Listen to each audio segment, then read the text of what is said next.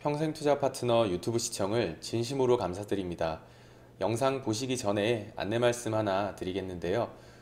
주식 종목이나 앞으로 주식을 어떻게 해 나아가야 할지 고민이 많으신 분들은요, 언제든지 저희 대표번호 1588-5380 번호 있잖아요. 네, 이쪽으로 연락을 주시면은 저희가 성심성의껏 상담 드리도록 하겠습니다. 아니시면은 저희 평생투자 파트너 홈페이지 접속을 하셔가지고요, 그 오른쪽 상단에 여기 무료 체험 신청 버튼 눌러주시고 요 아래쪽에 성함과 연락처 남겨주시면은 저희가 또 상담 순차적으로 드리도록 하겠습니다. 감사합니다. 안녕하십니까, 평생투자 파트너입니다. 2018년 4월 18일 수요일입니다. 오늘 방송할 내용은 첫 번째 좀 시황이 있고요. 시황이 있고, 그 다음에 어떤 기술적 분석 관련한 이야기, 그 중에서 저 역시도 과거에 고액 자산가 많은 분들을 좀 만나볼 기회가 있었거든요. 직업상, 업무상. 그래서 당시 때 고액 자산가들의 주식은 어떻게 했는지 그들의 방식을 좀 소개를 좀 드리려고 합니다. 그렇게 하고, 세 번째는 최근에 했던 관심 종목들 이야기를 하고요. 어제 방송 내용이 좀 길어서 좀 힘들다라고 이야기하시는 분이 있습니다. 그래서 제가 최대한 좀 줄여보겠다라고 이야기도 했고, 그 다음에 1.5배로 설정하는 게 있더라고요, 속도를. 좀 빨리 감기 해서 들으면 제가 워낙 말이 좀 느리다 보니까 좀 지루하지 않으실 수도 있습니다. 1.5배 한번 해보시면 좋을 것 같아요. 오늘 시황을 좀 보면 일단은 코스피를 먼저 볼게요. 코스피를 먼저 보면 지금 보시는 화면, 이쪽이 월간 차트이고 이쪽이 일간 차트입니다. 일간 차트 상에서 저희가 말했던 부분이 2500포인트를 어떻게 돌파할 것이냐 라는 이야기였죠.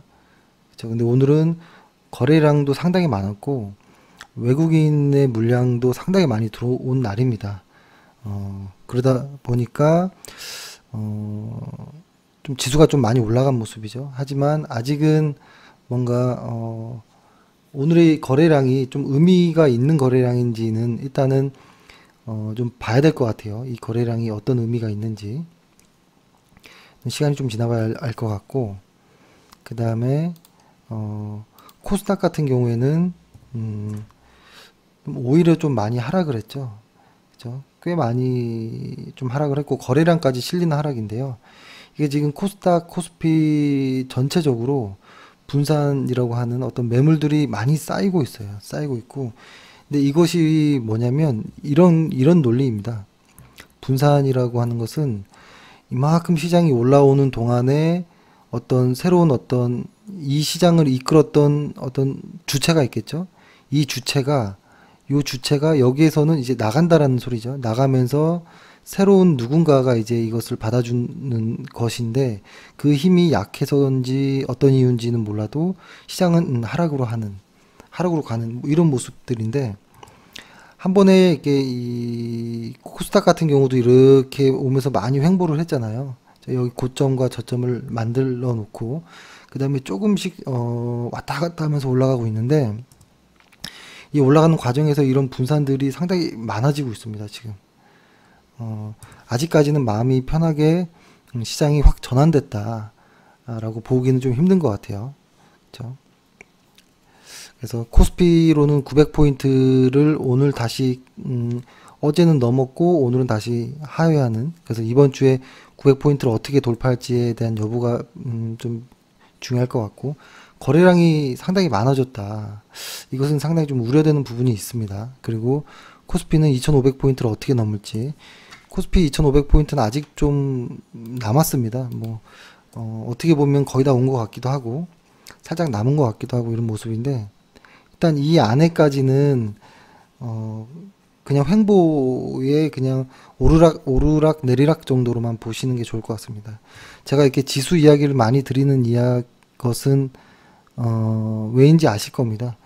지수가 상승해야 어, 실적이 좋은 우량주들 혹은 뭐 우량주가 아니든 올라가는 종목들이 올라가는 확률이 4분의 3 정도가 올라갑니다.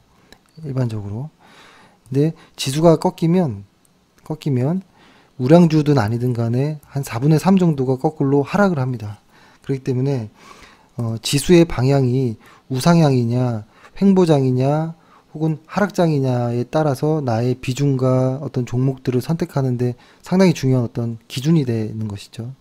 근데 지금은 어떤 모습이냐면 과거에 쭉 올라왔던 코스피가 지금은 하락 과정에 약간의 횡보 이런 정도의 모습이에요. 근데 이것이 아래로 갈지 다시 위로 갈지는 아직 정해지진 않은 것 같아요. 근데 결론은 지금까지로 보면 아직은 횡보 구간이다. 근데 이 횡보 구간이 상승 중에 있는 횡보가 아니라 상승에서 꺾여서 내려오는 횡보 구간이라 이 횡보 기간이 길면 상당히 위험해진다라는 게 저의 생각입니다. 그래서 지금은 주식 비중을 많이 늘릴 필요가 없고, 그리고 다음에, 주식 비중 제가 권고하는 양은, 근데 지금 전저점을 깨지 않았기 때문에 하락이라고도 볼 수 없기 때문에 지금은 어떤 바닥 혹은 어떤, 하락, 하락 전인지, 그러니까 상승을 준비하는 과정인지는 알 수 없지만 그런 과정에서는 주식 비중을 한 30% 정도가 저는 적당하다라고 보고요. 그 다음에 비중이 좀 고르게 있는 게 좋습니다. 고르게. 왜 그러냐면 시장이 상승하다가 횡보, 다시 이렇게 상승하는 장은 이 상승이 연결되는 이런 장은 과거의 대장주들이 여기도 대장주가 되는 경우가 많은데요. 반대로 시장이 상승하고 꺾이고서 횡보하다가 혹시라도 이렇게 가는 장이라면 이것은 사실 아무 의미가 없는 거가 되지만 만약에 하락, 횡보, 만약에 여기에서 다시 약간의 하락 혹은 다시 이렇게 갈 때 여기서 이만큼 이렇게 연결되는 듯한 느낌보다는 한번 끊어지고 가는 좀 길어지는 구간, 이런 구간이 생기면 시장이 다시 상승할 때는 여기에 대장주가 될 확률도 있지만 대장주가 바뀔 확률도 높습니다. 그래서 지금은 비중을 많이 싣고 종목을 다 매수해 버리면 진짜 시장이 변했을 때 대장주가 달라졌을 때 대응하기가 상당히 어려워질 수 있습니다. 그래서 지금 같은 이런 횡보장은 손실이 안 나는 것만으로도 만족할 수 있어야 됩니다. 혹은 아예 매매를 하지 않으셔도 좋습니다. 지금은. 그렇죠. 근데 지금 어떤 뉴스든 매체든 매매하지 마라, 비중 줄여라 정도의 이야기는 나와도 매매하지 말자라는 이야기는 거의 안 하는 것 같아요, 현재. 그것이 상당히 조금 저는 아쉽긴 한데요. 일단은 매매 비중을 많이 둘 필요는 없습니다, 현재 시장에서는. 자, 이렇게 긴 호흡으로 보면 지금이 만약에 요런 장세였다면 그럴 수 있겠지만, 그죠? 근데 여기서 만약에 더 이렇게 상승 나올 수도 있겠죠. 그것은 이 언저리를 예를 들어서 이렇게 가고 있던 주식이 이렇게 가야 되는 모습이 나오거든요. 근데 지금 만약에 그러려면 요 과정도 한번 필요하고 꺾여지고 나서 요 과정도 필요하거든요. 요런 과정에는 베팅을 풀로 할 수도 있겠죠. 근데 지금 단계에서는 이렇게 빠질 수도 있는 리스크가 있기 때문에 비중을 많이 안 하시는 게 좋습니다. 그래서 오늘 좀 시장을 좀 보면서 조금씩 이야기를 한번 해보면, 일단은 제가 다음에 언제 한번 요거를 한번 좀 말씀드릴게요. 왜 기업 이야기를 최근에는 많이 안 하느냐라는 이야기를 하실 것 같아요. 제 생각도 그런데 왜 그러냐면 시장이 강세일 때는 기업 이야기를 하는 게 좋은 것 같아요. 기업 이야기를 하고, 그리고, 해 나가면서 매매를 하는 것이 좋은 것 같은데, 하락 구간일 때는 좋은 종목을 이제 찾는 과정이죠. 찾고, 기다리는 과정이거든요. 그 다음에 시장이 올라갈 때, 여기서 찾았던 것 중에 한 부분에서, 대장주가 정해지는 거잖아요. 그러면 그것을 이제 매수하는 것이죠. 그래서 시장이 상승할 때는 좋은 기업들을 발굴해서 그것들을 소개해서 같이 매수해서 쭉 상승 추세를 타는 게 맞고, 근데 하락하는 이런 과정에서는 일단은 찾긴 찾고, 이야기까지는 하기 좀 뭐한 게, 이게 상승해서 올라갈 때 여기서 찾았던 많은 종목 중에 아주 일부분만이 여기에서 이제 올라가거든요. 그렇기 때문에 지금 제가 오히려 이렇게 시장이 이렇게 하락하고 있는 단계에서는 매수의 이야기보다는 어떤 매도라든지 혹은 기술적 분석에 의한 매도하는 방식이라든지 이런 것들을 이야기하는 게 더 맞는 것 같아요. 그렇죠? 상승할 때는 종목을 추천하는 게 맞을 것 같고, 하락할 때는 종목을 매도 의견을 이야기하는 게 맞을 것 같은데, 그렇죠? 근데 이 이야기를 하는 게 상당히 어려운 부분 중에 하나입니다. 아까 그 제가 통화했던 회원 보면은 제가 어떤 종목을 좀 나는 이런 종목은 좋지 않다고 본다, 관심 없다 이렇게 이야기를 하니까 제가 약간 좀 이렇게 미워졌나 봐요. 그러니까 본인이 보유한 종목을 누군가 싫은 이야기를 하면 그 사람이 좀 싫어 보일 수 있거든요. 근데 그분이 이제 시간이 지나서 맞는 것 같다라는 그 생각을 했다고 하시는데, 그걸 떠나서 그러니까 누구한테 욕을 먹을 거가 겁이 나서라기보다는 시장이 상승할 때는 좋은 종목을 이야기하고 시장이 하락할 때는 리스크를 대비하는 것이 맞을 것 같아요. 시장이 하락하는데도 계속 매수 이야기만 하는 것은 조금 어색하다, 오히려 그것이 부자연스럽다라는 생각을 하고요. 그리고 저는 하고 일단은 다음에 언제 한번 시간이 되면 기본부터 한번 좀 다시 좀 이야기를 하려고 하는데요. 차트를 어떻게 세팅하는지부터 좀 이야기를 좀 시작을 하고 싶은데 한번 다음에 시간이 되겠죠. 한번 이야기를 하고, 저는 일단은 시장을 볼 때 지수를 좀 많이 보죠. 지수와 어떤 지수 그 자체의 어떤 거래량 가장 중요하게 보고, 그것에 대한 어떤 수급이 어떻게 이루어졌는지 또 많이 보는데요. 그러고 나서 또 자주 보는 것은 이렇게 코스피, 예를 들어서 코스피 시가총액 순서대로 쭉 나열해서 이렇게 옆에 보면 이렇게 캔들 차트 모양으로 쭉 나와 있는 거 있잖아요. 여기 그 플러스 마이너스보다 저는 요 옆에 요 옆에 모습을 좀 더 많이 봐요. 요 모습들, 요 캔들 모습들. 이것을 보면 하루 그 시장 분위기를 좀 알 수 있어요. 그래서 저는 코스피 시가총액으로 놓고 1등부터 한 100등 정도까지 요 정도 이렇게 분위기를 봅니다. 시가총액이 무거운 거가 많은 시가총액 순서대로 봤을 때 요 정도면 시장의 분위기가 괜찮구나라고 생각을 하고요. 그 다음에 코스닥을 넘어가서 코스닥의 색깔을 봅니다. 이렇게 파란색들이 많이 떴구나, 시장이 안 좋겠구나, 뭐 이런 정도의 분위기 파악을 먼저 합니다. 하고 나서 어느 업종이 올랐는지, 수급이 어떻게 됐는지, 뭐 이런 것들을 좀 보거든요. 그래서 만약에 코스닥이 오늘처럼 이렇게 파란색이 이렇게 좀 많아질 때는 이거는 왜 그렇지, 조심해야겠다, 이런 생각도 많이 합니다. 일단 오늘 ETF로 업종들을 한번 좀 볼게요. 섹터들을 좀 보면 일단은 골고루 좀 섹터는 좀 많이 올랐죠. 지수가 좀 많이 좀 오르긴 했죠. 외국인 수급이 오늘 3천억 정도가 넘게 들어왔죠. 그렇죠? 아마 제가 그런 걸로 알고 있는데, 그렇죠? 3천억 정도. 그러니까 저는 보통 선물까지도 좀 강했던 날이긴 한데, 저는 보통 외국인들의 수급이 1,000억 정도가 넘으면 다 의미를 둡니다. 일단은 천억을 넘기면 다 의미를 두고, 일단 오늘 보면 건설 부분이 좀 많이 올랐고 바이오주들이 상당히 많이 빠졌어요. 그리고 의미 있는 것들은 그닥 그렇게 많이 눈에 띄진 않았어요, 사실. 오늘은 뭐라고 할까요? 어떤 코스피와 코스닥의 키 맞추기 정도의 느낌도 좀 났습니다. 최근에 코스닥이 좀 더 강하게 갔죠. 그리고 코스피가 좀 더 천천히 갔죠. 근데 이것은 좀 내려오고 얘는 좀 올라오면서 뭐라고 할까요?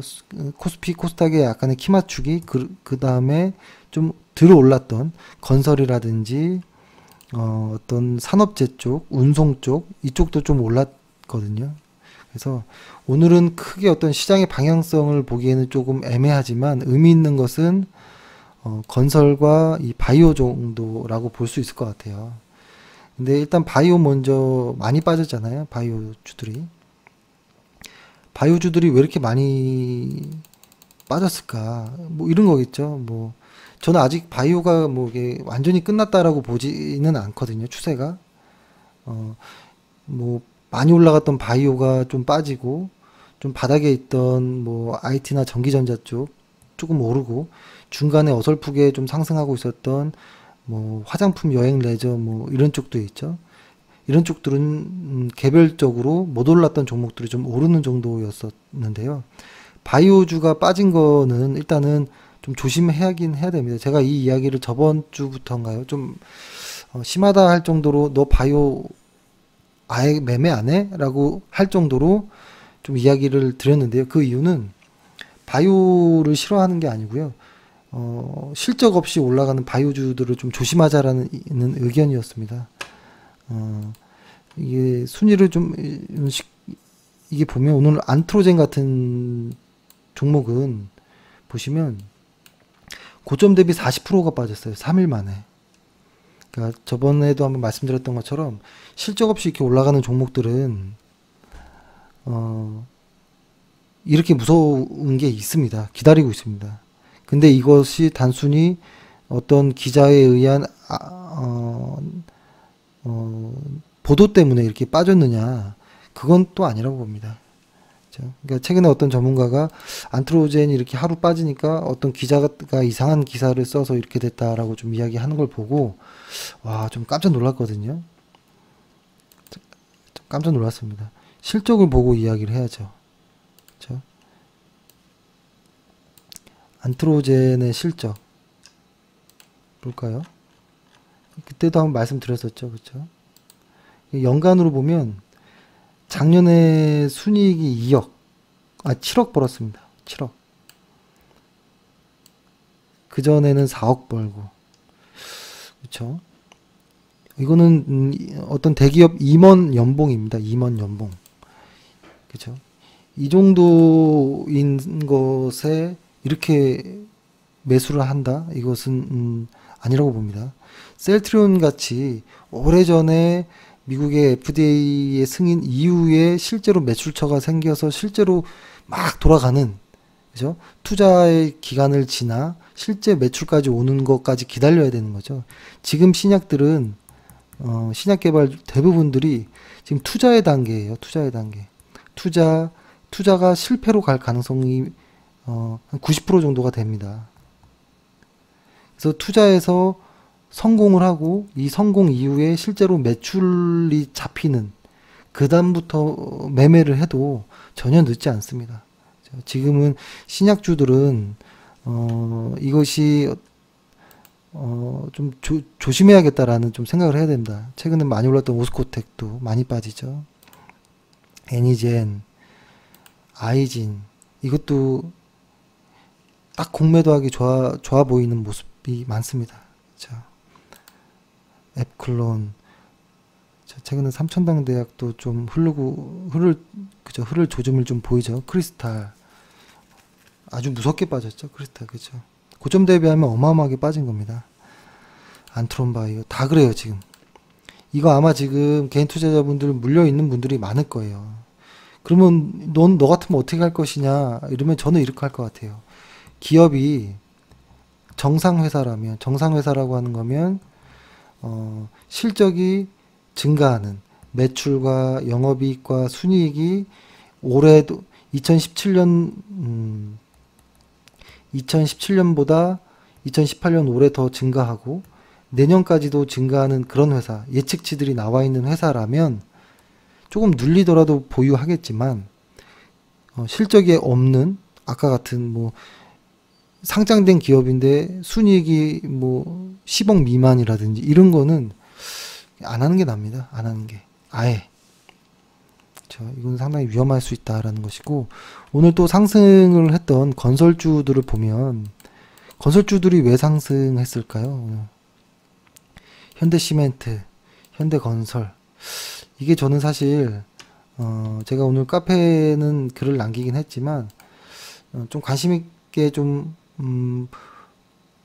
이런 의미로 썼습니다. 그 현대건설이란 부분이 좀 복잡합니다. 사실은 이게 뭐냐면 지금 건설업이라고 하는 쪽, 저는 건설 부동산 쪽이 최근에 뭐 안 좋은 뉴스들도 좀 나오긴 하지만 건설 쪽 이쪽이 완전히 이렇게 꺼진다라고는 보지 않아요. 만약에 이쪽이 먼저 꺼질 것 같으면 지수가 먼저 꺾였을 거예요. 그래서 건설이 꺾이기다 보다는 오히려 저는 차라리 건설 쪽이 어떤 정도의 느낌을 받고 있냐면 매수는 쉽지 않은 종목이라는 건 맞아요. 업종이란 건. 근데 이게 어떤 느낌이냐면 이런 종류가 있어요. 예를 들어서 아주 엄청 좋은 회사가 더 좋아지는 회사가 있죠. 더 좋아지는. 그러니까 최근에 삼성전기라든지 이렇게 누가 봐도 티가 나는 이런 종목들 있죠. 그렇죠? 이런 쪽이 저는 매수하고 싶어지는 종목인데 가끔 이런 게 있습니다. 별로였던 종목이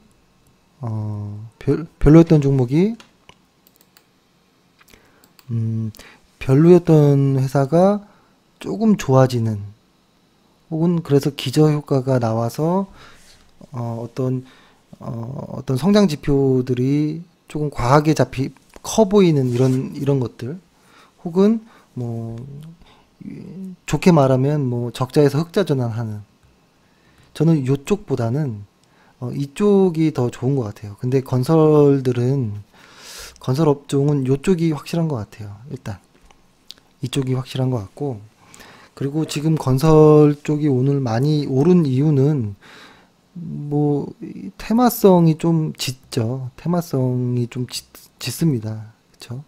그러니까 아침에 트럼프의 뉴스가 나왔죠. 그렇죠? 종전이라는 어떤 느낌으로 좀 이야기를 한 거잖아요. 그래서 그런 쪽에 관련한 어떤 테마성의 느낌이 많고, 건설 쪽의 대장이라고 하면 저는 뭐 현대건설이나 GS 요 두 개를 보고 나머지는 다 테마주로 봅니다. 저는 이쪽에 있는 건 대부분 다 테마주성이 대부분 많습니다. 대부분 많고, 그래서 일단은 테마주 쪽은 아예 접근하지 마시길 바라겠습니다. 이 테마주라는 것은 의미 없습니다. 의미가 없습니다. 예를 들어서 좋은 사람들, 최근이 아니죠. 언젠가요? 한번 종목을 한번 검색해 볼게요. 좋은 사람들이 이렇게 많이 올랐죠. 사실 무섭게 오른 거예요. 이 회사가 이렇게 많이 올라야 될 이유가 뭐가 있을까요? 실적을 보면 실적이 없어요. 적자인 회사예요. 이 회사는 사실 회사가 구조적으로 흑자로 전환되기가 어려운 구조예요. 지금은 좋은 사람들은. 근데 이렇게 많이 올랐어요. 오늘 불을 뿜듯이. 그렇죠? 거의 상한가를 갔죠. 이게 왜 오를까요? 이렇게. 이건 단순 테마입니다. 테마. 이런 종목은 들어가지 마십시오. 이런 거에 한번 들어가면 뭐라고 할까요? 저한테도 한 고객이 말씀하신 것 중에 이런 이야기를 하셨는데, 골프나 뭐 어떤 테니스나 배드민턴 같은 경우에 또 자세를 처음에 잘 잡아놔야지 실력이 나중에 늘거든요. 근데 처음에 자세 제대로 안 배워놓고 어부지리로 막 이렇게 배워버리면 나중에 실력이 안 느는 그런 겁니다. 그러니까 테마성 어떤 이러한 종목들, 테마성 어떤 뉴스 혹은 뭐 어떤 찌라시에 의해서 움직이는 종목들 있잖아요. 이런 거에 매수 매도로 자꾸 해서 이쪽밖에 이제 시선이 안 보이면 절대 주식이 안전하지 않고요. 위험합니다. 그러니까 주식은 안전하게 대하면 안전하게 돌아오고 위험하게 대하면 위험하게 돌아온다라고 생각합니다. 그래서 이쪽은 이렇게 많이 올라가든 말든 뭐 내 거 아니다 이렇게 보시는 게 좋을 것 같습니다. 그 다음에 건설 중에 이제 저는 대장이 이제 현대건설이라고 보는데 제가 생각했던 건 이런 거였습니다. 사실 이번 금년에 가장 큰 이슈가 이제 사우디 아람코의 상장이잖아요. 시가총액이 2천억이 넘는 2천조가 넘는 전 세계 시총 1위가 될, 그렇기 때문에 상장을 위해서는 고유가를 사우디에서는 원할 것이고, 이것이 지금의 어떤 유가의 방향을 좀 계속 우상향하게 만드는 그런 것이 아닌가. 그래서 그쪽에 가장 좀 수혜가 입을 것들이 무엇이냐, 그죠? 그러니까 외부적인 어떤 유가의 수혜에 입을 수 있는 것들, 그리고 내부적으로는 실적이 턴어라운드 하거나 좋아지는, 내부적으로 이쪽이 저는 현대건설이라든지 뭐 어떤 GS 쪽이라고 보는데 보긴 하는데 일단 복잡합니다. 일단 현대건설 같은 경우에는 이게 지금 현대건설과 현대엔지니어링이라는 게 있죠. 현대엔지니어링은 지금 비상장이긴 한데 이게 그 정의선 부회장의 어떤 지배구조 관련해서 약간 좀 애매한 부분이 많습니다. 복잡하고 과거에 현대 쪽 그 건설 쪽에 미천구 공사 금액이 많았을 때 상당히 애를 먹었던 투자자들이, 그걸로 인해서 애를 먹었던 투자자분들이 있을 겁니다. 아마 기억이 나실 건데, 그래서 현대건설이 뭐 여러 가지 좀 이슈가 있어 보이긴 합니다. 있어 보이긴 하지만, 그리고 건설 쪽의 대장으로 보이긴 하지만 저희는 일단 매수는 하지 않겠습니다. 매수는 하지 않고 일단 추이를 보죠. 이러한 외부적인 그리고 내부적인 환경에 있을 때 이 종목이 어떻게 움직이는가 공부하는 것도 저는 괜찮다고 봅니다. 그렇죠? 그리고 지금은 이것이 테마성 재료에 더 엮여 있기 때문에 더욱더 이 시세가 안전하지 않다라고 좀 보고 있습니다. 그래서 일단은 오늘 좋아 보였던 건설주도 크게 의미는 없다. 건설주 이런 애들, 건설주에서 오늘 단타성 어떤 테마성 이런 종목들이 지수를 이끌어가기는 역부족이다라는 이야기를 좀 드리고요. 그쵸. 오늘은 확실히 바이오와 헬스케어가 많이 약한 모습을 보입니다. 약한 모습을 보이고 확실히 경계할 구간은 좀 맞습니다. 그래서 실적이 안 좋고 회사가 정상이 아닌 회사를 보유한 사람들이라면 이쪽 제약바이오 헬스케어 쪽에 물량을 완전 줄이시던지 아예 매도하셔도 좋습니다. 그렇죠. 그렇게 봅니다. 이렇게 하고, 근데 아직도 이런, 그리고 조심해야 될 거 하나만 더 말씀드리면,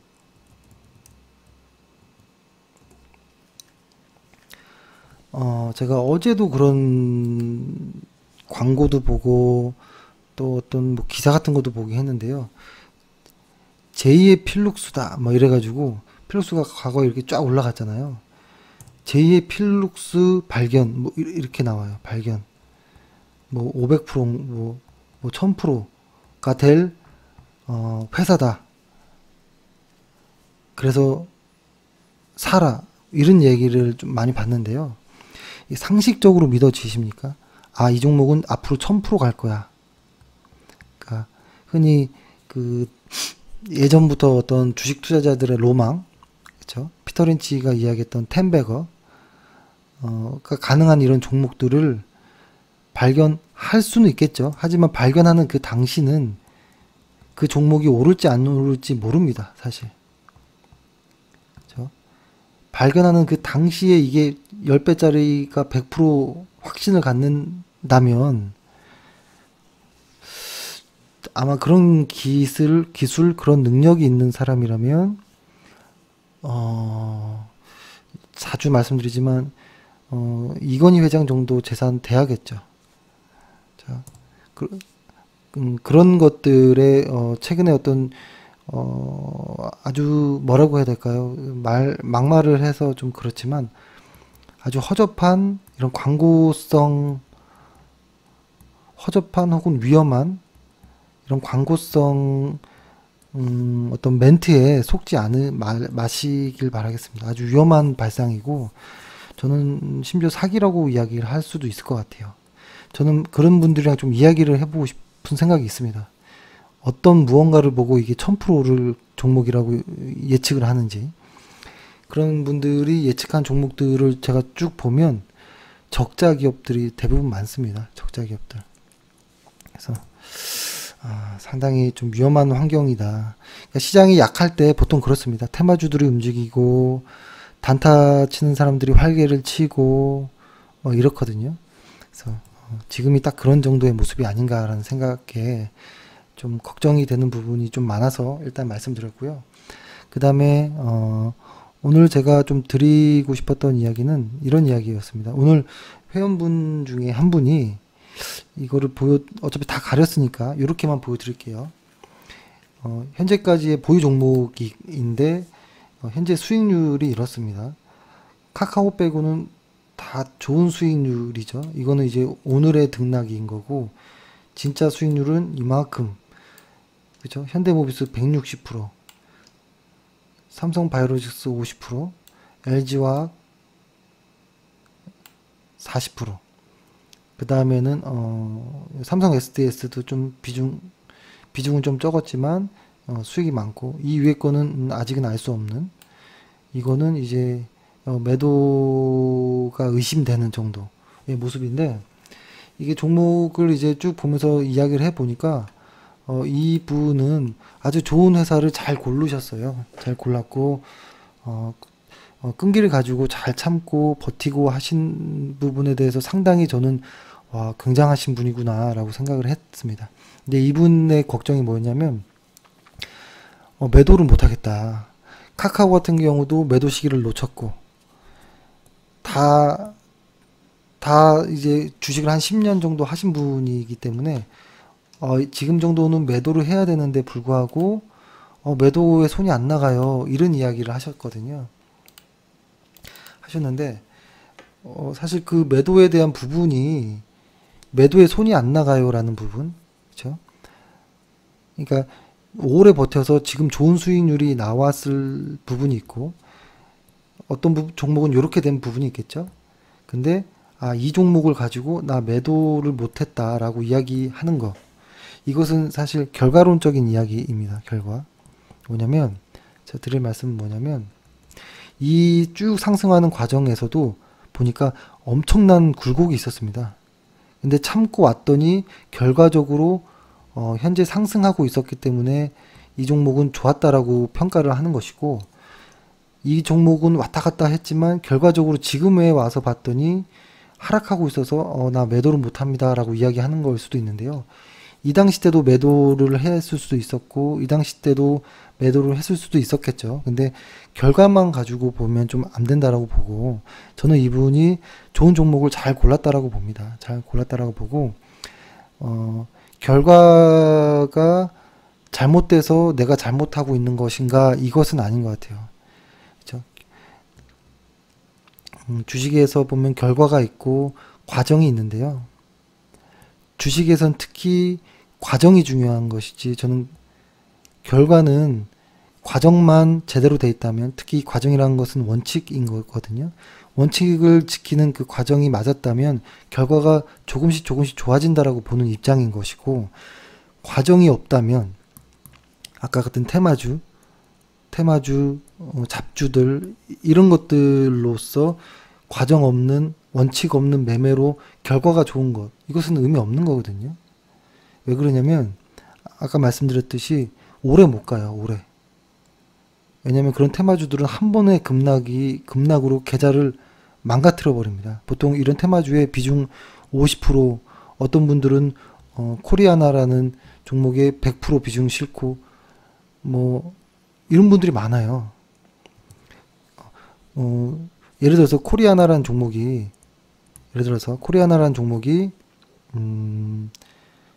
화장품 업종이라는 부분은 지금 우상향하고 있으니까 괜찮지만 그 화장품 업종 중에서 대장주를 골랐다면 그리고 조금 안심이 되는데요. 그 대장주도 아니고 만약에 대장주라 할지라도 비중이 100%라는 것은 말이 안 되는 겁니다. 이것은 한번 승부를 건 거예요. 승부를 건 것인데 너무 위험한 승부죠. 그렇죠? 혹시 나의 자산이 너무 많아서 그래 한 2, 3억 정도는 버릴 거야. 2, 3억 정도에서 한 30% 정도 손실, 그러니까 한 1억 정도 손실은 뭐 괜찮아.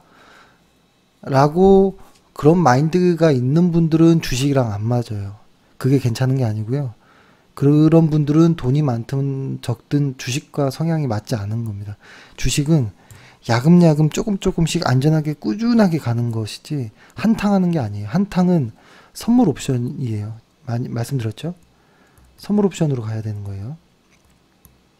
그러면은 테마주보다 더 레버리지가 큰 시장이 열려 있습니다. 선물 옵션은. 그래서 그쪽으로 가시는 게 낫고, 아니야 나는 주식 할 거야 라고 하면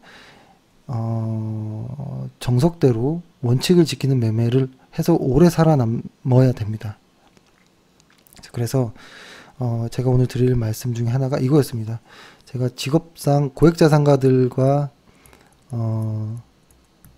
이야기를 할 부분이 많았거든요. 그래서 어차피 주식엔 정답이 없기 때문에 일단 그분들은 10억 정도에서 200억 정도 이상으로 혹은 100억 미만 자산을 2, 300억 이상으로 키워놓으신 분들이었기 때문에 이분들은 일단은 어떤 한 무언가가 방법이 됐든 간에 자신만의 방법으로 성공을 한 케이스죠.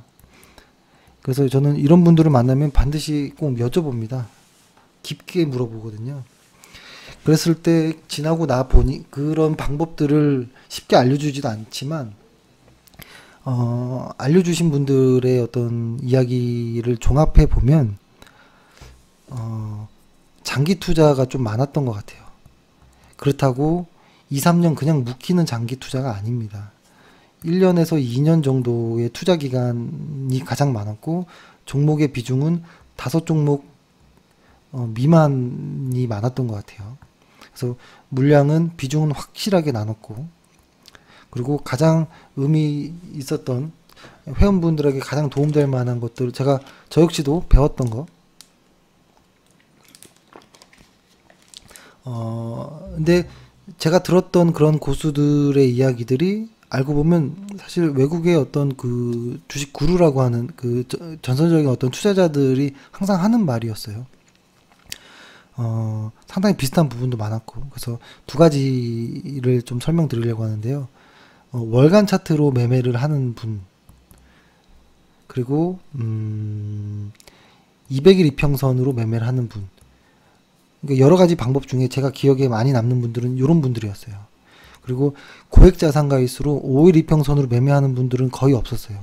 5일, 10일 이평선, 그리고 테마주, 그리고 실적 없는 종목으로, 그리고 종목이 20개, 30개 되는 사람들. 제가 봤던 주식 부자들은 이런 분들이 한 명도 없었습니다. 단 한 명도. 단타로는 힘들어요. 단타로 100억을 단타 칠 수 있을 것 같습니까? 단타 못 칩니다. 그렇죠? 무너집니다. 무너져. 약간 테마성 종목에 100억 정도로 단타 치면 그 종목 무너지든지 날아가든지 정지되든지 뭐 그렇게 돼요. 그래서 제가 봤던 분들은 우량한 회사를 실적이 돌아나가는 시기 때 탁 잡아서 길게 끝까지 가는 거였는데 이런 거였습니다. 일단 가장 기초는 뭐였냐면 당연히 시장 좋을 때는 당연한 것이고 일단 실적을 가장 첫 번째로 보는데요. 실적이 현재가 2018년도잖아요. 2019년도 그리고 과거의 2017년도 이렇게 보면 이렇게 봤을 때 실적이 매출 당연히 뭐 영업이익, 순이익 여러 가지를 보는데 이렇게 올라가는 회사를 봅니다. 근데 이 폭이 약간 이렇게 휠 정도로 가속도가 붙는 회사들을 고르는 케이스가 많았고, 그리고 매출과 영업이익, 순이익도 어떤 기준을 만듭니다. 예를 들어서 영업이익률이 15% 미만은 하지 않을 거야. 혹은 ROE가 15% 아래인 회사도 하지 않을 거야. 라든지 어떤 기준이 딱 명확했어요. 실적을 보는. 근데 결과적으로는 2017년도에 비해 2018년도는 늘어야 되고, 2019년도 아직 나오지 않았지만 2019년도 예측치도 느는 그런 회사를 이런 한 과정에서 매매를 딱 하고 한 세네 번의 분할 매수를 통해서 들어간 상태로 버티는 거. 그 다음에 추세가 꺾이면 매도. 끝. 이렇게 했었는데요. 일단 월가 차트로 보는 방식으로 저는 많이 놀랐던 것 중에 하나. 예를 들어서 뭐 삼성전자 전기 최근에 제일 잘 나가고 있으니까 한번 볼까요? 그분들의 방식으로 보면 이렇게 했던 것 같아요. 삼성전기라는 종목 월간 차트입니다. 현재 월간 차트인데 가장 많이 봤던 것 여러 가지가 있었겠지만 일단 실적이 돌아 나간 일단 실적 한번 볼까요? 이 회사의 실적. 이 회사를 이렇게 크게 볼게요. 이 회사를 보면 삼성전기를 보면 ROE로 한번 봐볼게요. ROE가 2016년에서 2016년도가 0이에요. 0. 그 다음에 2017년도 ROE가 3, 2018년도가 ROE가 9. 그러면 한 2년 정도가 돌아 나가잖아요. 이런 회사를 골라요, 보통. 그러면은 볼게요. 039였죠.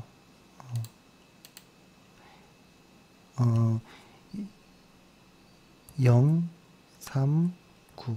그러니까 2016년도 기간에 ROE가 0이었던 회사가 2017년도에 ROE가 3으로 늘고 2018년도에 ROE가 9로 느는 확 휘는 회사들이 있죠. ROE가 휠 정도면 순이익은 난리 나는 겁니다. 이렇게, 그렇죠? 이런 회사를 이 바닥권부터 째려보고 있다가 바닥권에 들어가지 않아요. 들어가지 않고 꽤 많은 분들이 주식을 본인은 차트를 잘 못 본다라고 하는 분들이 있거든요. 차트를 잘 못 보는 분인데 그러한 실적이 돌아가는 회사에서 제가 이건 많이 말씀드렸잖아요. MACD가 기준선 대비해서 0값 대비 0선 기준선 대비 빨간색을 딱 찍는 순간 매매해서 이 빨간색이 꺼지는 순간까지 보유하고 있는 거예요. 보유. 그걸로 따진다면 실적이 돌아나가는 삼성전기는 이 한 6, 7개월 이상 횡보장을 그냥 보유하고 있었다는 겁니다. 계속 보유. 이 빨간색이 들어와 있는 한. 과거에 삼성전자도 한번 봐볼게요. 그러면 삼성전자 실적도 비슷하게 돌아 나갔거든요. 삼성전자 같은 경우는 어디서부터 언제까지인가요? 여기서부터 빨간불이 들어오는 요 순간부터 여기까지죠. 이렇게 따지면 요 정도까지예요. 요 정도. 여기서 매수, 여기서 매도. 이렇게 하는 분들이 제일 많았어요. 근데 이게 일봉으로 보면 여기서부터 이만큼의 하락이 엄청 큰 거거든요. 이거 그냥 무시하는 겁니다. 기준이라는 거예요. 기준을 그렇게 잡았다라는 거예요. 어떤 분들은 뭐 샹드릴레라고 해서 뭐 고점 대비 15% 이상 혹은 20% 정도 하락하면 매도한다라는 여러 가지가 있을 수 있는데 가장 심플한 거는 이 차트로서 접근 안 하고 그냥 객관적으로 심리를 배제해서 월간 MACD가 빨간색 시작하는 순간 매수, 빨간색이 끝나는 순간 매도, 이 구간을 그냥 보유해버리는, 이때 수익률이 엄청나거든요. 이런 매매법들이. 근데 버티기가 쉽지 않아요.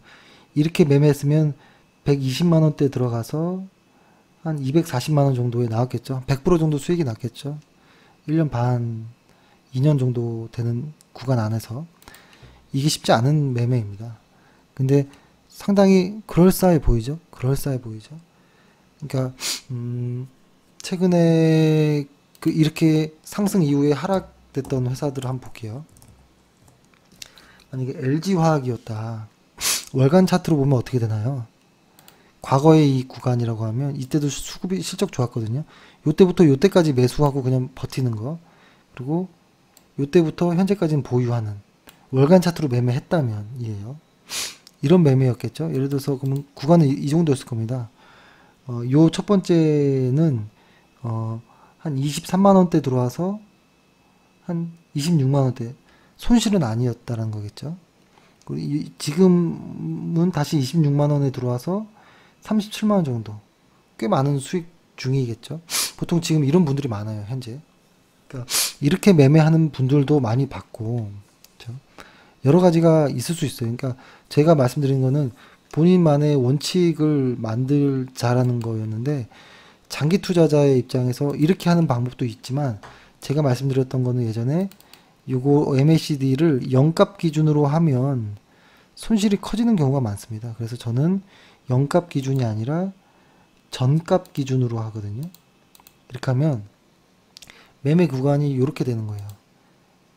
여기서 시작을 해서 여기까지. 그죠?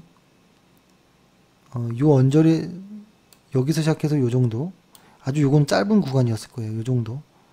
하지만 더 수익은 높았을 겁니다. 여기서부터 했으면 여기서부터 요 정도까지만 딱 매매 구간이었다라는 거겠죠. 이렇게 해도 되고. 그러니까 이것의 가장 핵심은 실적이 돌아 나갈 때 무겁게 들어가 가지고 추세가 일간이나 주간 차트에서 약간의 하락은 무시하고 끝까지 가겠다라는 이런 어떠한 좀 무거움이 좀 있어야 됩니다. 그러려면 비중이 일단 분산돼야 돼요. 한 종목당 비중이 20%가 넘으면 그렇게 오래 버티기 힘들어요. 그래서 이런 방법들은 저도 괜찮다라고 생각을 하고요. 그 다음에 제가 가장 이것도 역시 한 어떤 분의 이야기인데 이렇게 합니다. 일간 차트로 아주 오랫동안의 긴 선을 봐서 본인은 천일 이평선 위에 있을 때 매수한, 이거 역시도 똑같습니다. 실적이 좋은 종목이 한해서입니다. 실적이 좋은 종목이 천일 이평선이 이 빨간색이에요.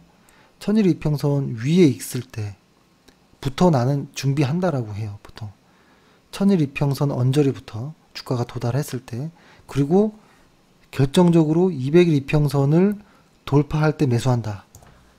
그것도 아주 강력하게 매수한다 라고 얘기를 하는데요. 예를 들어서 LG화학 같은 경우 이 구간을 한번 볼게요. 이렇게 보면 이런 거죠. 천일 이평선이 이 구간이거든요. 천일 이평선 위에 주가가 이렇게 올라타왔을 때 준비를 하고 있다가, 그죠? 200일 이평선이 이렇게 돌아 나갈 때 매수를 한다라고 하는데, 이거는 사실 쉽지 않아요. 이렇게 쉽지는 않을 수 있지만 일단 200일 이평선과 의 어떤 이런 것들은 상당히 어떤 경력이 좀 필요하거든요. 근데 가장 중요했던 것은 매도를 그러면 언제 하느냐 라고 했을 때, 200일 이평선을 깨면 매도하는 건 너무 늦고, 보통 200일 이평선에 가장 좀 유명한 많은 전설들이 이야기했던 것 중에 하나가 200일 이평선 대비 주식이 한 80% 정도 이상 올라가면 손절을 하기 시작한다라고 합니다. 물량을 줄이고. 이런 것이죠. 예를 들어서 요 구간 한번 체크해 볼게요.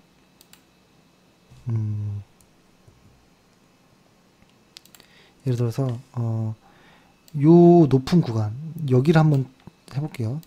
이 200일 요 딱 내려왔을 때 200일 이평선이 얼마였냐면 29만원, 약 30만원대예요. 그 요 위가 얼마예요? 40만원 정도. 그러면 이 종목은 약간 좀 다를 수는 있지만 29만원에서 한 40만원 정도면은 아직 그런 수치엔 오지 않았고, 이제 다른 걸로 한번 봐볼게요. 그래서 적당한 거 지금 좀 찾으려고 하다 보니까, 그죠? 이런 구간이 될 수 있겠네요. 이런 구간. 예를 들어서 200일 이평선이 내 가격이 한 6만 원대인데 주가는 한 10만 원 넘어서는, 그러니까 한 80% 정도가 넘어서는 이런 구간에서는 이제 이익 실현 혹은 매도를 한다라는 이야기를 합니다. 괴리가 상당히 벌어졌을 때를 이야기하는 겁니다. 그렇죠? 이 200일 이평선과 이 주가, 이 200일 이평선 요때의 가격과 이 주가의 가격이 한 80% 정도 넘어가서부터는 매도 준비를 한다, 혹은 매도를 한다라고 합니다. 상당히 저는 동감하는 부분이 있었습니다. 그러니까 이것도 뭐냐면 결국에는 이분들도 이런 과정에서 상당한 급락들이 많이 나왔습니다. 지금 일간 차트를 줄여서 잘 안 보이겠지만 이런 것들 다 버텼기 때문에 수익을 냈다라는 거거든요. 그래서 제가 말씀드리고 싶은 거는 이렇게 일간 차트라든지 어떤 주간 차트든 월간 차트든 본인만의 어떤 원칙을 정하는 게 좋겠다라는 생각을 하고, 그 원칙 중에서는 가장 기본은 시장을 기준으로 하는 거, 시장이 좋아야 된다는 거, 그 다음에 실적이 돌아나가는 거, 미래까지, 그 다음에 어떤 단기 이평선이라든지 어떤 단기 매매보다는 중장기 매매로 대응하는 거, 이것을 로 어떤 좀 원칙들을 좀 만들어 나가는 이런 과정이 필요하고, 사실 일간 차트로 하는 거는 어려워요. 이것은 상당히 어렵고, 제가 보기에는 월간 차트 상에 예전에 제가 많이 말씀드렸던 거, 월간 차트 상에 MACD가 이렇게 빨간불 들어왔을 때만 매수하자. 지금 다시 삼성전기 다시 빨개졌죠. 그렇죠? 다시 매수하는 구간이었겠죠. 그래서 좀 여러 가지 방식들을 좀 소개해 드렸습니다. 다음에는 뭐 사실 어떤 주식의 원칙이 없다 보니 이거 하세요 저거 하세요 이렇게 말씀드리기 어려워요. 어렵지만 일단은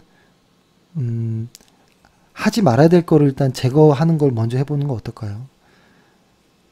고액 투자자들, 어떤 전설들, 어떤 주식의 구루들이 하지 않는 거, 테마성 매매, 테마주로 매매하는 거, 단타하는 거. 그러니까 단타는 선물 옵션 가서 단타하면 돼요. 주식에선 단타가 아니에요. 그렇죠? 단타. 그리고 실적 없는 주식을 사는 거. 그리고 추격 매수라든지 비중을 마음대로 하는 거, 종목 수가 많아지는 거, 이런 것들만 좀 안 하셔도, 그리고 시장을 항상 중요하게 생각하는 거, 이런 것들을 좀 안 해도 상당히 도움이 될 거라고 봅니다.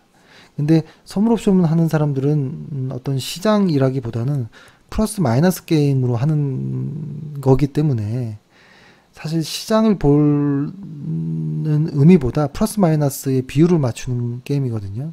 그래서 이거는 저희가 하지 않으니까 말씀을 드리진 않겠지만, 어떤 원칙을 정하는 이런 과정들이 필요하겠다. 만약에 그런 원칙을 정했다면 이 원칙 어떠냐, 내가 원칙 잘 정했느냐라고 한번 저희한테 전화해서 한번 물어보십시오. 물어봐서 서로 이야기해보면서 뭐 하는 거 괜찮겠죠? 서로 이야기하면서 서로 좋은 원칙이면 저희도 받아들이고 하는 거죠. 근데 보통 이렇게 자신만의 원칙을 정해서 누군가한테 이야기를 하는 그 과정에 생각을 하고 정리를 하고 기록을 하는 과정에서 상당히 많이 수정이 되고 심플해지기도 합니다. 저는 이것을 이제 좀 노리는 거였고, 그러니까 회원분들 중에 원칙을 만들어서 꼭 한번 저희에게 한번 좀 같이 이야기를 좀 해봤으면 좋겠습니다. 저희가 그것은 무슨 검사한다 이런 것이 아니고, 저희에게 말하기까지 어떤 과정이 있을 것이고 상당히 많이 심플해질 것이기 때문에 그 과정을 통해서 상당히 많이 스스로 발전하지 않을까라는 생각을 합니다. 그리고 좋은 방법이 있으면 저희도 좀 배워야 됩니다. 그렇죠? 언제나 주식시장은 변하고 그 어떤 누군가가 정답을 찾을지 모릅니다. 그렇기 때문에 항상 저희는 열려 있고 항상 들을 준비가 돼 있습니다. 그리고 저희의 원칙은 언제나 저희는 회원들과 통화할 때나 원격으로 이제 조금 과외를 해드릴 때 다 말씀드리잖아요. 그죠? 서로 이렇게 공유하고 죽을 때까지 주식을 같이 어떤 동지처럼, 친구처럼, 의지할 수 있는 사람처럼 이렇게 계속 같이 가는 게 저의 꿈입니다. 그렇게 하는 거.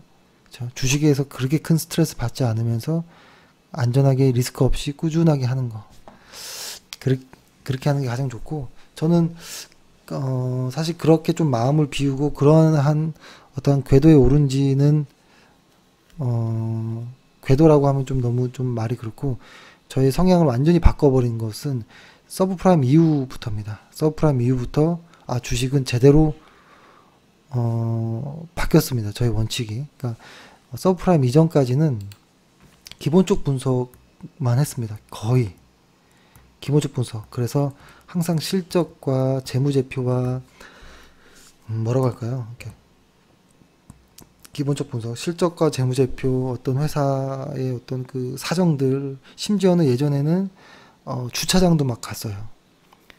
왜냐면 주차장에 혹은 어떤 창고에 재고가 쌓였나? 뭐 이런 것도 보려고 별거 다 해봤거든요. 그리고 어떤 퀀텀도 해보고, 퀀텀도 많이 해봤습니다. 퀀텀 투자도 많이 해보고, 시스템도 만들어 보기도 하고, 시스템 트레이딩도 해보기도 했는데, 그것들이 한순간에 변한 것이 서브프라임이었습니다. 서브프라임. 시장 빠지면 모든 게 소용없구나 라는 것을 하나 가장 큰 걸 배웠고, 그 다음에 여기서 시장이 언제 빠질지 모른다라는 그 불안감에 기술적 분석이라는 것을 상당히 많이 투자를 했고, 그래서 지금은 이 과정 안에 있는 것을 하려고 하는 겁니다. 존 볼린저는 여기를 합리적 투자라고 이야기를 하더라고요. 저는 그것에 상당히 수긍합니다. 기본적 분석과 기술적 분석의 합치가 되는, 공유되는 이 부분이 상당히 중요하다. 그래서 저는 요런 매매를 서프라임 이후부터를 했었고, 그 다음부터는 마음이 편합니다. 예를 들어서 1년에 계좌가 5% 상승, 5%만 들어도 저는 그렇게 속상하지 않아요. 그리고 1년에 계좌가 작년 같을 때 2배 이상 계좌가 플러스 돼도 그닥 뭐 이렇게, 그렇죠? 왜냐면 시장이 장기적으로 쭉 이렇게 보잖아요. 쭉 보면 이때 많이 벌든 이때 조금 벌든 이때 많이 벌든 조금 벌든 길게 투자한다라는 마음을 이렇게 쭉 먹으면 어차피 다 평균화 됩니다.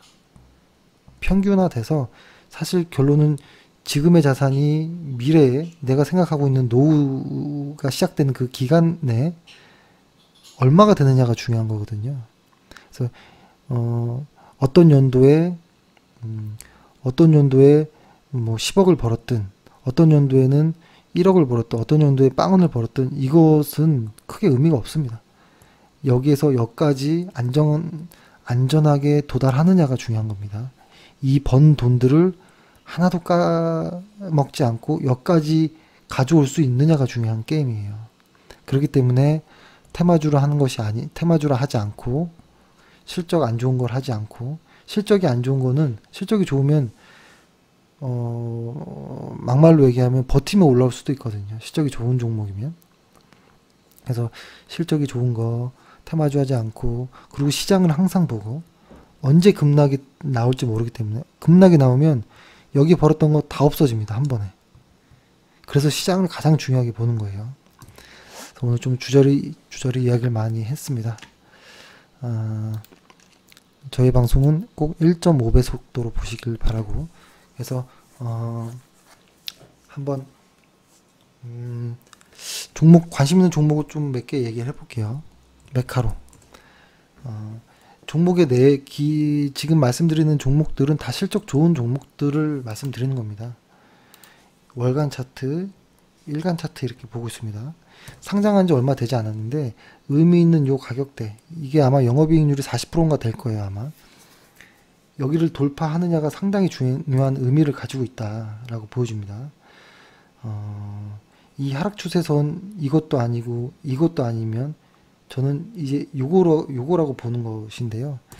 이것을 어떻게 돌파할지, 보통 이렇게 신규 상장한 종목들은 보통 일정 부분의 기간이 필요해요. 그래서 상당히 주의를 요합니다. 그래서 1년 정도 지난 이후에, 그러니까 흔히 말하는 엔젤 투자, 이 투자금들이 빠지고 나서, 매물들이 나오고 나서부터 이 회사가 진짜 주가가 실적대로 움직이는 경우가 많거든요. 그래서 여기는 상장한 지 얼마 되지 않은 회사이기 때문에 조심해서 봐야 된다. 하지만 실적이 어마어마한 회사이기 때문에 관심 있게 봐야 된다라는 것입니다. 메카루였고, 그다음에 셀바이오텍.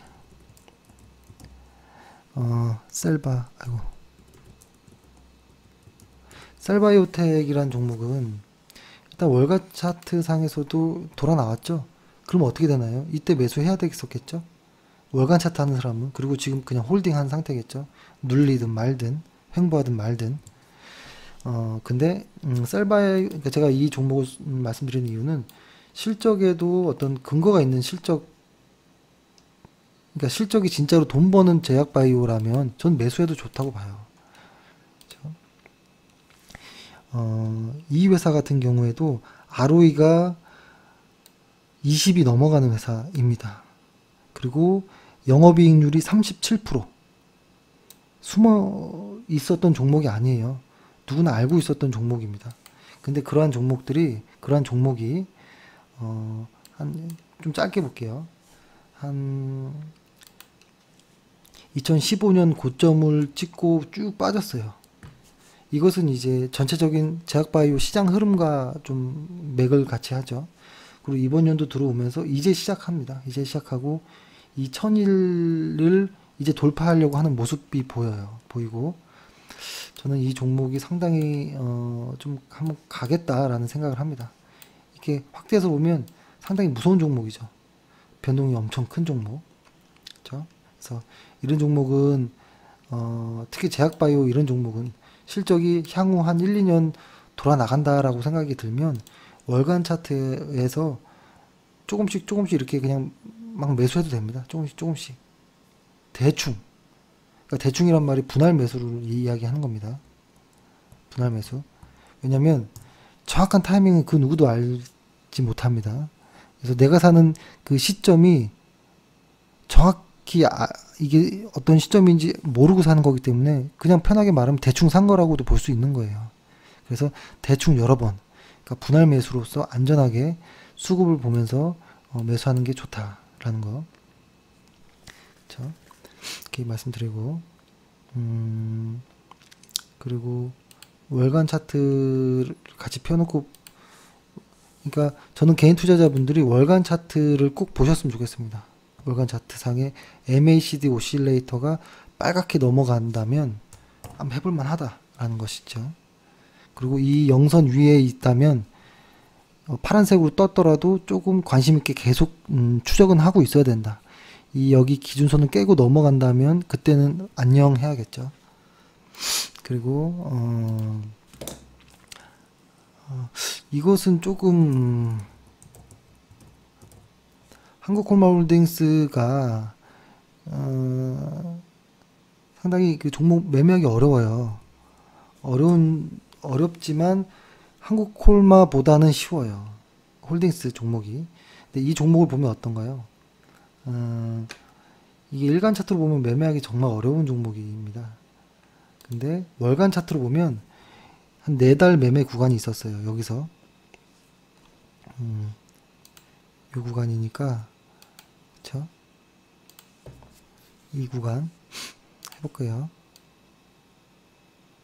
요때까지. 그리고 지금 2달의 구간이 나온 거예요. 만약에 월간으로 매매한 사람이었으면 여기서 뭐 요 정도까지 매매를 했을 거고, 지금은 다시 이렇게 수익권이겠죠.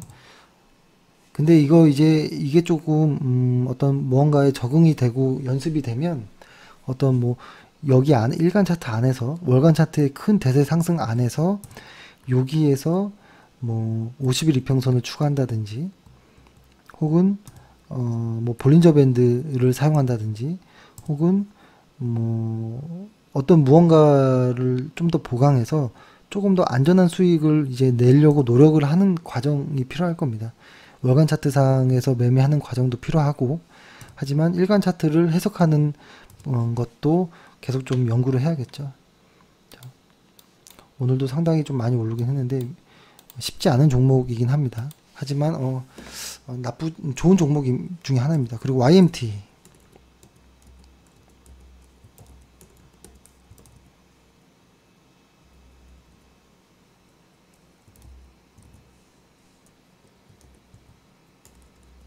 YMT. 이 종목 역시 실적이 좋은 회사예요. 좋은 회사인데 좀 어떤 느낌이냐면 요때에 이 구간을 만약에 돌파한다면 이것은 꽤 멀리 갈 확률이 높다라는 것인데요. 요때 이런 하락이 이제 마무리가 되어가는 구간이에요. 사실 이런 구간들이. 그래서 이거 역시도 실적이 무섭게 강한 종목이기 때문에 상당히 좀 의미 있게 봐야 된다라는 겁니다. 이 회사도 영업이익률이 30%, ROE가 30입니다. 영업이익과 ROE가 30이라고 하면 코스닥으로 보면 몇 개 없어요. 손가락 안에 들어요. 아마 TCK 정도가 있을 거고, 메카로도 있을 거고, 그죠? 그 다음에 YMT 정도가 되지 않을까? 아, 셀트리온도 상당히 강하죠. 근데 ROE가 이렇게, 그죠? 그래서 이게 실적이 강한 놈은 쉽게 꺼지지 않는 경우가 많아요. 그래서 좀 의미 있게 좀 봐야 된다라는 거.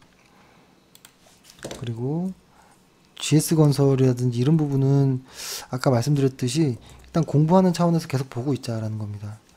월간 차트에선 돌아 나왔고, 만약에 요 구간에서 여기를 깨지 않고 간다면 보통 이렇게 큰 갭을 띄우고 이 갭을 깨지 않고 쭉 상승하면 기본 20% 이상 수익이 나오는 경우가 많았거든요. 그래서 이런 GS건설, 현대건설은 조금 실제 매매보다는 관심 있게 보기만 하자라고 하고, 하나머티리얼즈는 제가 소개 좀 많이 했던 내용 기업이죠. 기업이고, 이 회사는 보면 계속 계단식으로 갑니다. 그래서 매매하기가 어려울 수 있어요. 단기 매매자일 경우에는. 그렇죠?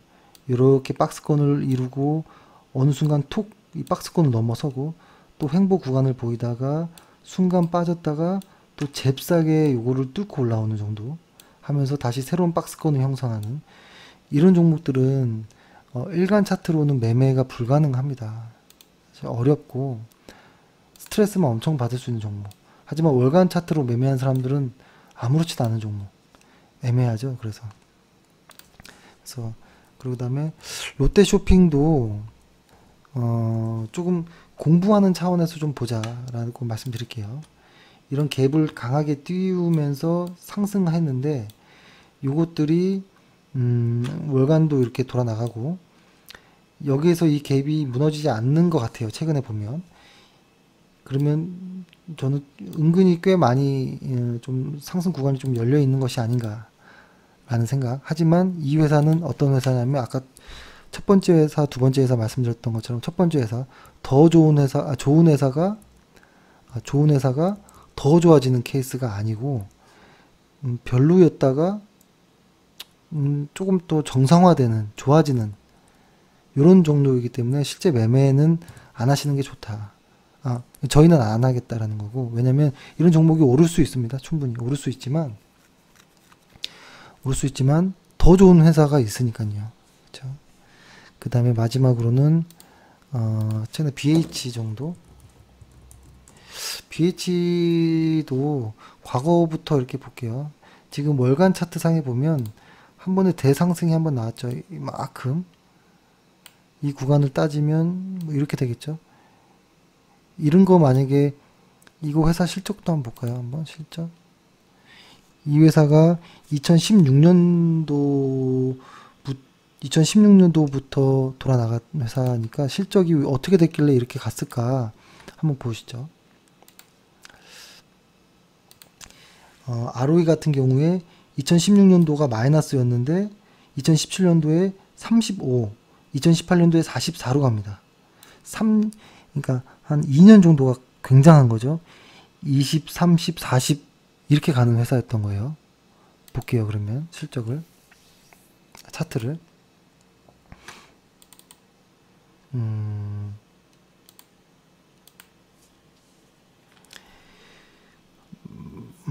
여기서 보면 마이너스였던 ROE가 30으로 가고 40으로 가는, 이렇게 되는 거죠. 마이너스 30 그리고 40. ROE가 이렇게 휘어질 정도면 여기 바닥에서부터 좀 째려보고 있다가 월간 차트가 이렇게 돌아 나가면 그때 매수했으면 좋았겠죠.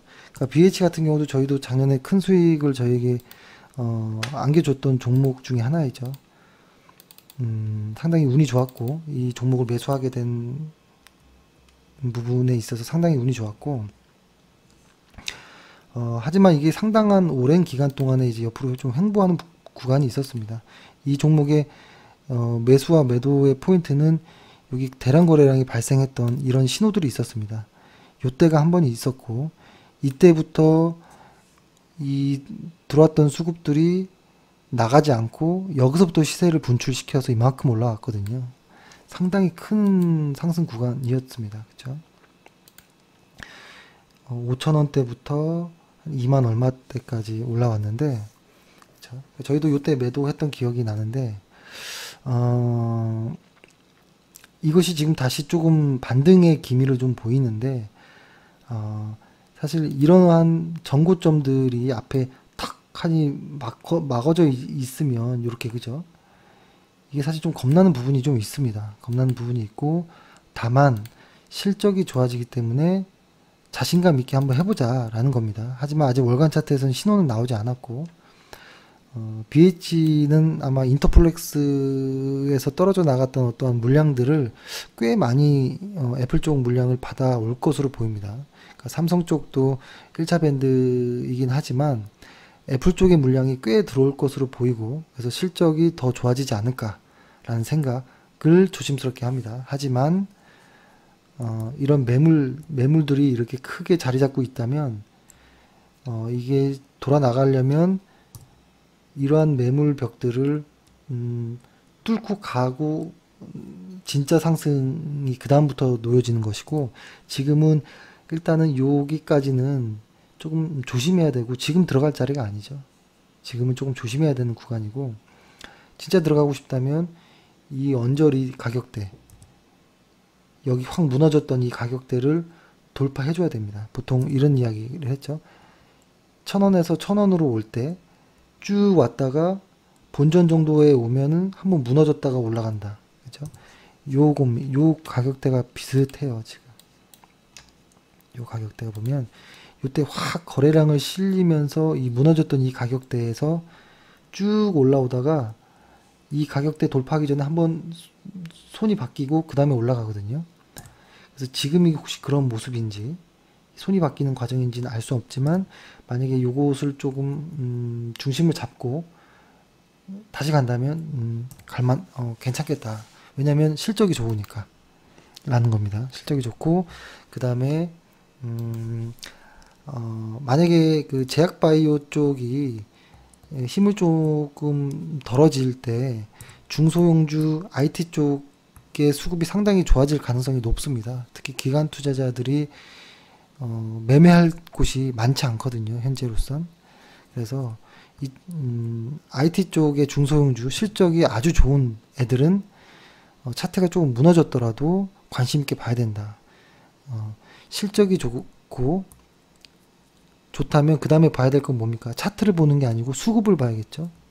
수급을 보고 있으면 이 수급이 들어오면 그 다음에 차트가 좋아지는 것이죠. 그렇죠? 여기에 가장 대원칙은 시장이 좋아야 되는 것이고 요 순서대로 그러니까 이런 종목들은 실적이 좋은 건 확실해요. 그렇죠?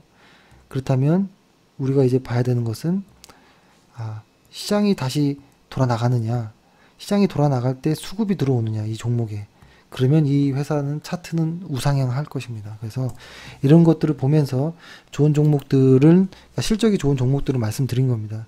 이런 종목들은 항상 의미 있게 좀 봐야 된다.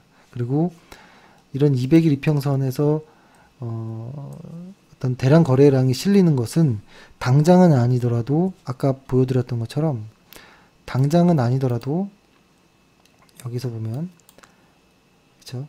이렇게 요런 의미 있는 자리에서 200일 이평선에서 거래량이 터지는 것은 당장은 아니더라도 우상향하는 경우가 많다라는 겁니다. 그렇죠? 멀티 차트를 보면 BH를 보면 수급이 지금 최근에 상당히 좋아요. 그렇죠? 수급 모습인데요. 상당히 좋아지는 모습입니다. 그래서 관심 있게 보시면 좀 좋을 것 같습니다.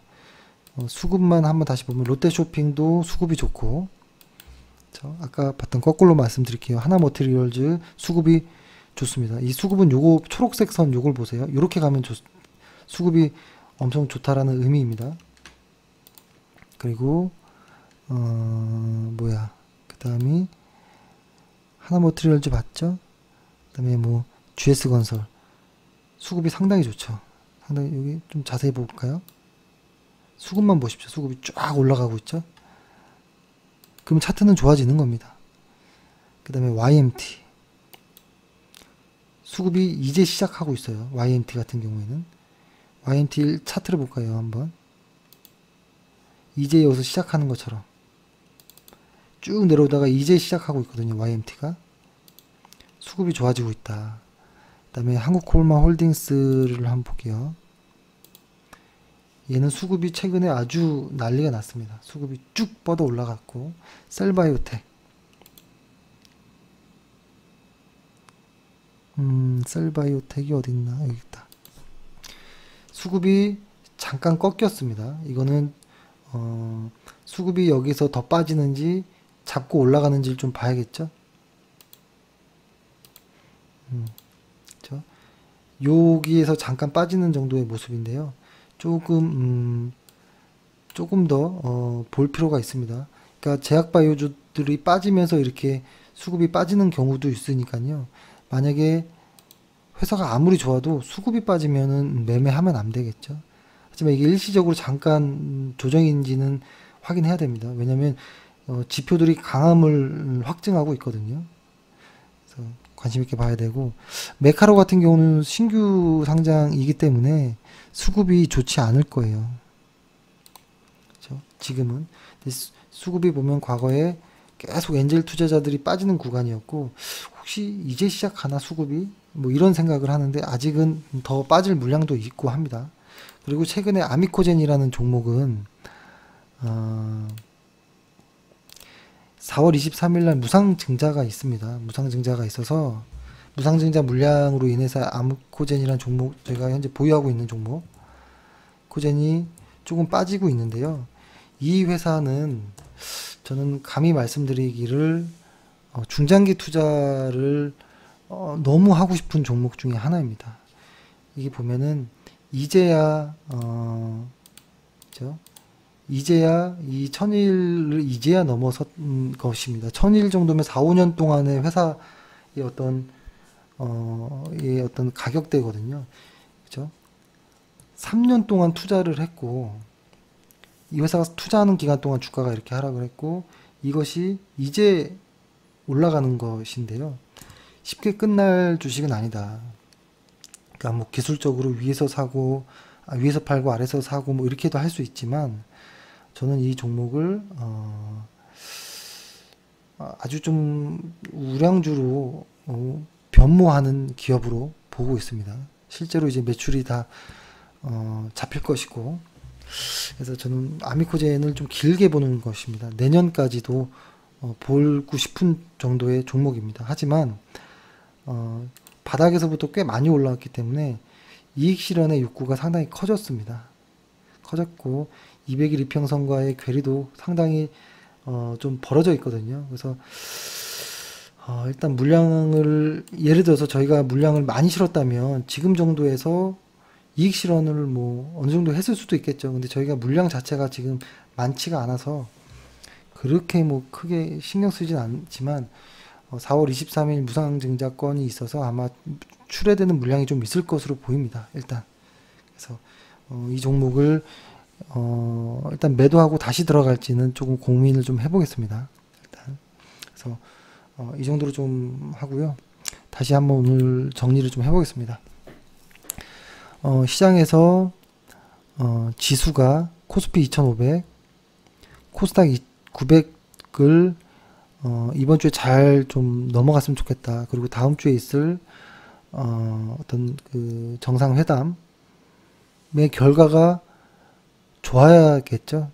근데 지금 벌써 이렇게 뉴스들이 나오면 기대감으로 먼저 주가가 움직여서 막상 당일에는 변동이 커질 가능성도 높거든요. 그래서 좀 조심해야겠다라는 거. 그리고 테마주들은 그 전에 다 정리하시는 게 좋을 것이고, 건설 관련한 테마주들은 정상 매담 이전에 다 끝을 내는 게 좋을 것 같고요. 그 다음에 오늘 올랐던 건설업은 저는 아직은 매매 대상으로 보진 않고 좀 추적하는 대상 정도로 보고, 바이오주들은 실적 안 좋은 바이오주들은 건들지 말자라는 거 계속 말씀드리겠습니다. 그렇게 하고 뭐라고 하나요? 이거 그 어떤 원칙을 꼭 하나 만들어 보시자. 근데 그 원칙을 만들기 어려우면 하지 말아야 될 것은 하지 말자. 그걸 원칙으로 잡아도 되겠죠. 예를 들어서 단타 피하자. 오늘 사서 내일 파는 이런 거 하지 말자. 그리고 실적 안 좋은 거 아예 건들지도 말자. 뭐 이런 것들이 있죠. 비중을 한 종목에 20% 이상 실지 말자. 이런 것들은 꼭 좀 챙겨서 하시면 좀 좋을 것 같습니다. 그리고 시장이 좋을 때 매매하자라든지 이런 것들만 좀 지켜도 뭐 어떨까라는 생각을 합니다. 그리고 조금 더 기술적인 어떤 원칙들은 좋은 책들을 읽어가면서 이제 생길 수 있습니다. 예, 그렇게 말씀드리고 좋은 종목들, 실적이 좋은 종목들은 항상 관심권에 두고 있자라고 좀 말씀드리겠습니다. 예, 오늘 하루도 고생 많으셨고요. 내일도 화이팅 하겠습니다. 감사합니다. 평생투자 파트너 유튜브 시청을 진심으로 감사드립니다. 주식 관련한 상담을 원하시는 구독자 분들께서는 현재 화면 상단에 표시되는 무료 종목 상담 신청하기를 터치하셔서 성함과 연락처를 남겨주시면 상담 도와드리도록 하겠습니다. 감사합니다.